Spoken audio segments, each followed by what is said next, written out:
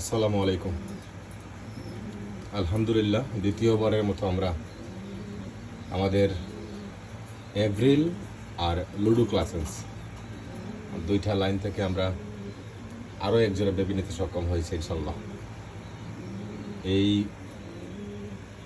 ওই কবুতরের এই বাচ্চার হাফ ব্রাদার এবার 150 কিলো থেকে চ্যাম্পিয়ন, আর ওর মা আপনার 300 কিলোতে 13 হওয়া, 350 কিলোতে 14 হওয়া এবং 250 কিলোতে সম্ভবত 11 হওয়া।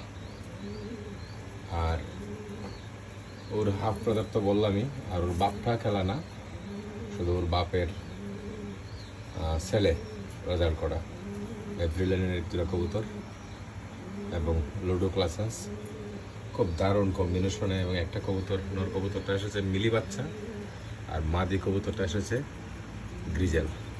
মাশাআল্লাহ,